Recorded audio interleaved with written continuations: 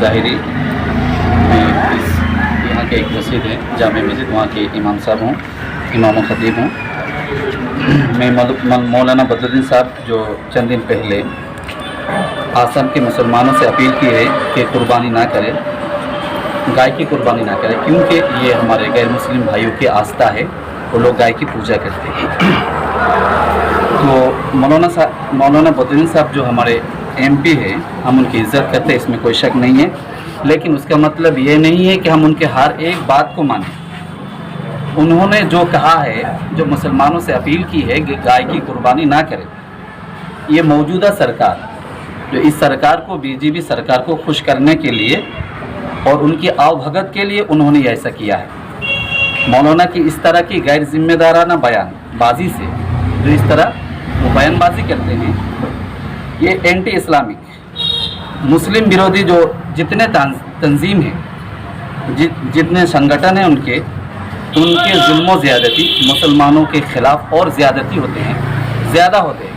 इस तरह की गैर जिम्मेदारी बेकार किस्म के बयान से जो है मुसलमानों के अंदर जो है नफ़रत, मौलाना साहब जो इसके वसीला बनते हैं। और एक बात है, मौलाना जो कहा है कि गाय एक विशेष समुदाय, एक धर्म जो है उनकी आस्था है, गाय की पूजा करते हैं। तो मौलाना साहब को ये अच्छी तरह मालूम होना चाहिए कि ये हिंदुस्तान है, ये आस्था से नहीं चलते हैं। ये यहाँ के डॉक्टर भीमराव अम्बेडकर ने हमको एक संविधान दिया है, उसके तहत में ये देश, ये मुल्क चलेगा। इसमें किसी का आस्था नहीं देखा जाएगा, रूल को देखा जाएगा, कानून को देखा जाएगा। वही कानून ने हमको इजाज़त दी है कि इस डेमोक्रेटिक कंट्री में हम जो है हम अपनी इबादत कर सकते हैं, हम अपनी कुर्बानी कर सकते हैं। उन्होंने इस तरह के बयानबाजी से आसाम के हज़ारों लाखों करोड़ों मुसलमानों की दिल शिकनी की है, दिल में तकलीफ़ पहुंचा है। और ये सिर्फ मुसलमानों में नहीं है, सिर्फ गैर मुस्लिम भी इससे नाराज़ है, क्योंकि हमारे हिंदू भाई जो है गाय पालते हैं। किस लिए पालते हैं कि वो साल में एक दफ़ा उसको बाज़ार में लाएंगे और उसको सेल करेंगे और अपने बीवी बच्चों पर खर्चा करेंगे, अपने बच्चों के तालीम एजुकेशन में खर्चा करेंगे। तो उनको भी ये जो है नाराज़ किए हैं।